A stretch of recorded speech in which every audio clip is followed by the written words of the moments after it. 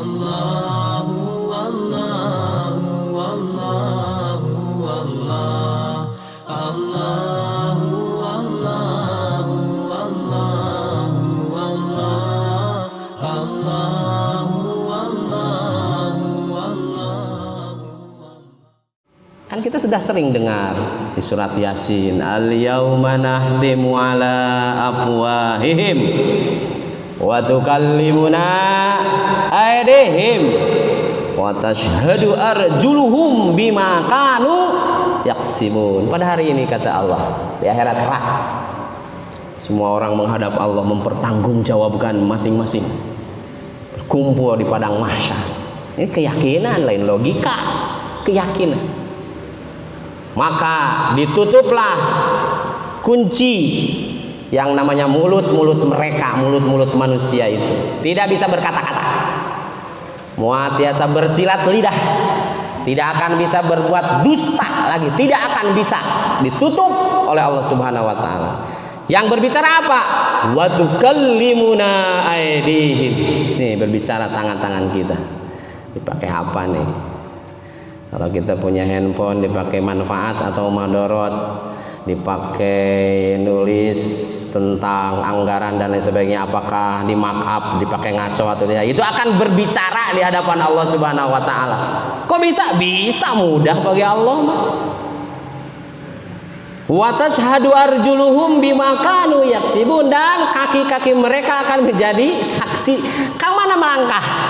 Ke masjid, ke tempat-tempat maksiat, ke tempat-tempat ilmu, itu semua akan menjadi saksi yang namanya kaki kita itu di hadapan Allah Subhanahu wa taala tentang apa yang pernah kita berbuat di dunia ini.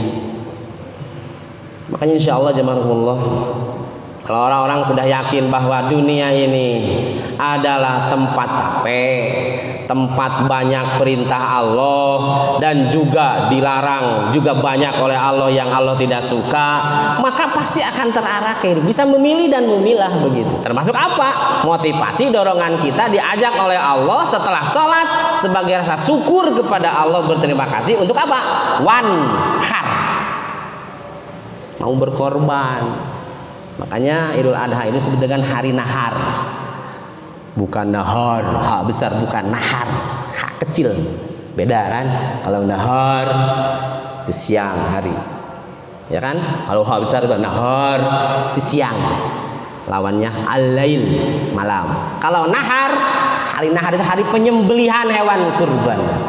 Makanya alhamdulillah kita diberikan dispensasi lah oleh Allah Subhanahu wa taala kasih sayang. Mungkin pas hari haknya kita belum punya rizki, makanya silakan untuk menyembelih hewan 4 hari dari tanggal 10, 11, 12, 13. Di 4 hari ada kesempatan. Mungkin rezeki Allah kan tidak diduga kan?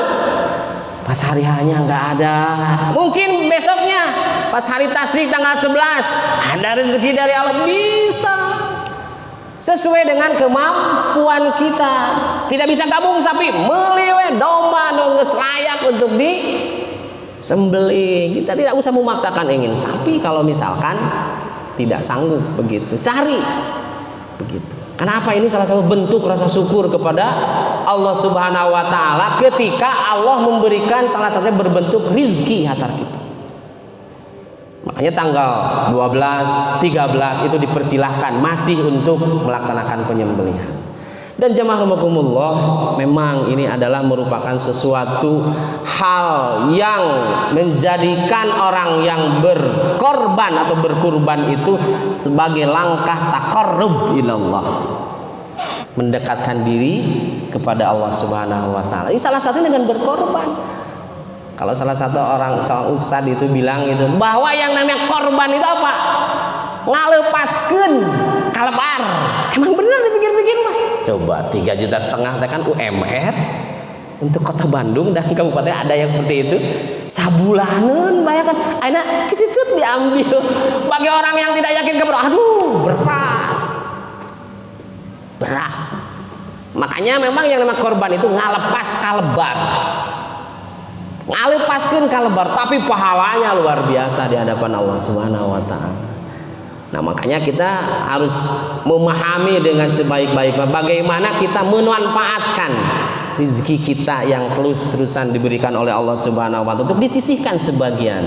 Makanya alhamdulillah geningan ya, ada tabungan kurban. Karena ingin sekali begitu ya.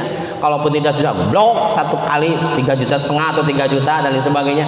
Ya nyicil nyimpen terus. Dan memang kita harus memaksakan diri, bukan terpaksa dan dipaksa apa?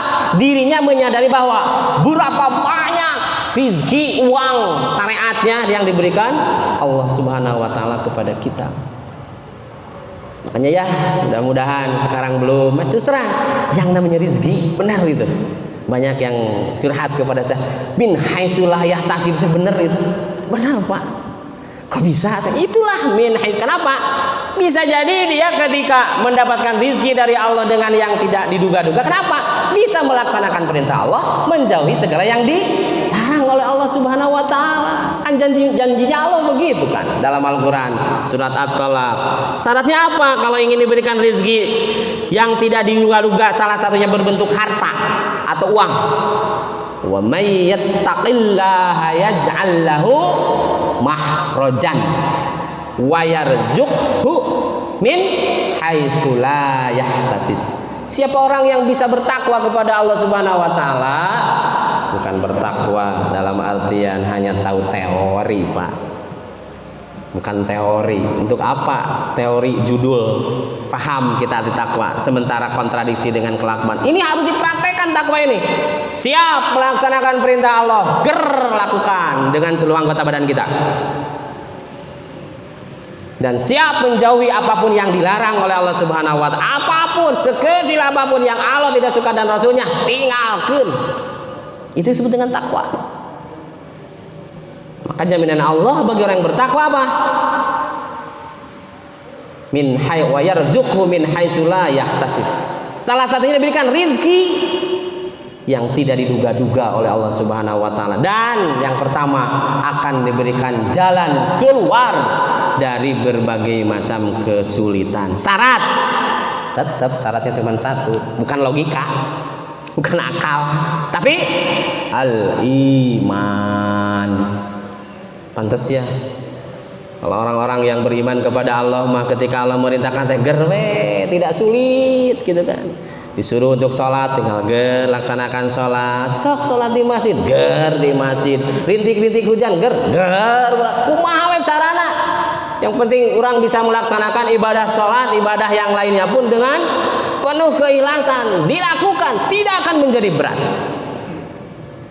Makanya Allah itu menurunkan kepada hambanya itu dengan apapun kehendak Allah Subhanahu wa taala. Salah satunya apa? Berbentuk harta atau rezeki kita.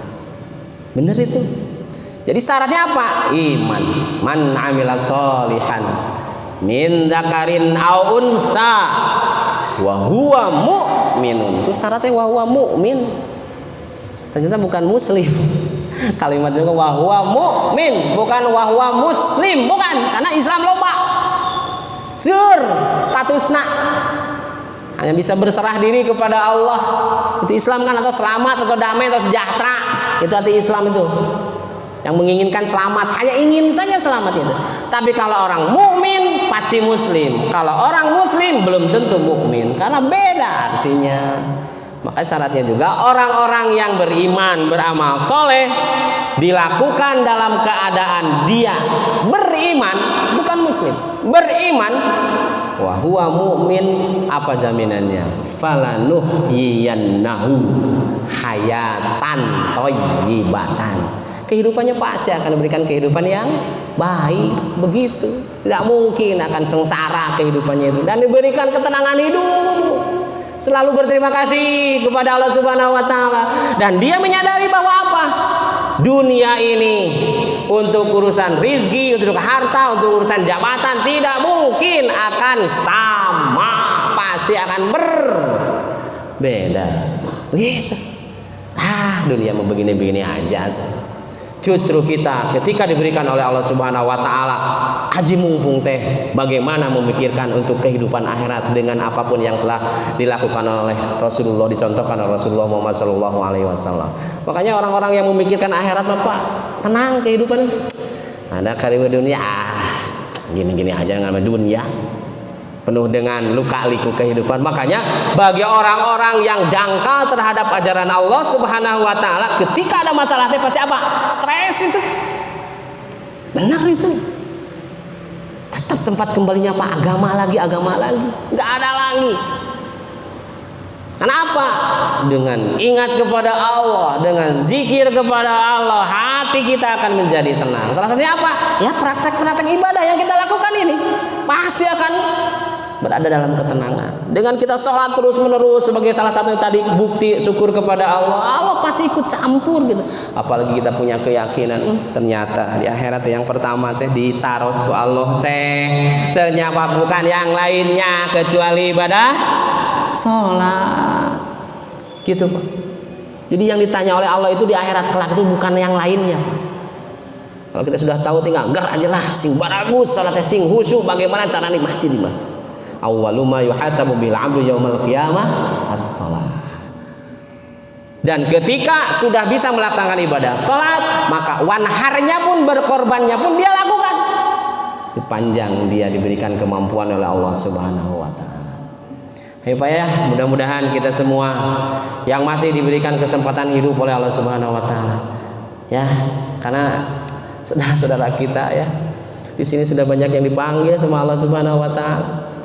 Di Lemur saya pun demikian, di Singaparna begitu Pak, gitu rekan-rekan saya yang seusia lagi usaha punya material apa cakep tinggi, rame luar biasa. Terus di masjid Pak duduk, kata istrinya langsung ngong adan isya tadi dibangun genteng goyang semua itu. Bisa begitu ya, Masya Allah. Teman saya seusia itu dulu ketika ke Cipasung suka nyamper kepada saya, bener ya. Nah makanya semua perusahaannya itu apa? Dikelola sama istrinya, yang pasti akan berbeda dengan suaminya. Begitu. Jadi memang kita ya sebagai orang-orang yang beriman kepada Allah Subhanahu wa taala, tong katungku genteng urusan dunia Pak. Nanaonan gitu. Tok Pak. Jor-joran dengan duit puting siang dibanting-bantingkeun ya. Jang naon coba Pak. Apalagi kalau udah senior di atas 50 model saya, jang naon? Udah-udah harta, udah-udah tahta, jang naon? Dan ukuran harta atas diukur sama Allah Subhanahu wa taala. Dan banyaknya harta itu sedikit ataupun banyak tergantung pembanding, kan begitu Pak. Dibanding saheula banyak teh. Ternyata ada orang yang lebih dan lebih. Inilah dunia Pak. Tapi berapa banyak orang-orang yang tertipu dengan kehidupan dunia. Enek korban gak tuh hese Pak, padahal upahnya sebagai pengusaha bunyi hese gitu. Padahal dia yakin itu mau dicatat gitu. Justru yang akan dibawanya apa yang sudah diperbuat oleh dirinya ketika berkorban kepada Allah Subhanahu wa taala. Dan ingat jamaahumullah, Allah mengingatkan tadi di Al-Qur'an yang lainnya. Ketika kita melaksanakan pengorbanan, tidak akan sampai yang namanya darah dan daging kepada Allah Subhanahu wa taala. Allah butuhin darah dan daging. La yanalallaha luhumuha wala dima'uha. Tetap yang sampai kepada Allah, yang diperhatikan oleh Allah apa? Walakiyanaluhut taqwa minkum. Eta tetap kembali nama takwa lagi. Tidak akan sampai yang namanya darah dan daging kepada Allah Subhanahu wa taala. Tapi yang akan sampai kepada Allah adalah bagaimana dirinya setelah melaksanakan pengorbanan bisa tambah bertakwa kepada Allah Subhanahu wa taala. Memang mudah Pak diucapkan takwa ini Pak. Mudah sekali. Tapi bagi orang-orang yang menyadari, sekali lagi menyadari akan arti kehidupan ini, masalah takwa ini, pokoknya mah kumaha caranya kurang bisa apa? Bisa dekat kepada Allah Subhanahu wa taala dan bisa menghindari apapun yang dilarang oleh Allah Subhanahu wa taala. Karena memang kehidupan dunia ini banyak godaannya Pak. Dimanapun orang berprofesi apapun banyak godaannya. Termasuk tajir itu. Tahu Pak tajir, pedagang, pebisnis itu wah luar biasa godaannya. Sama pekerja pun demikian. Banyak godaannya. Jadi memang Godaannya tuh bukan masalah urusan pi akhirat kan, tapi masalah apa? Masalah pi dunia kan, pi duit kan. Luar biasa begitu.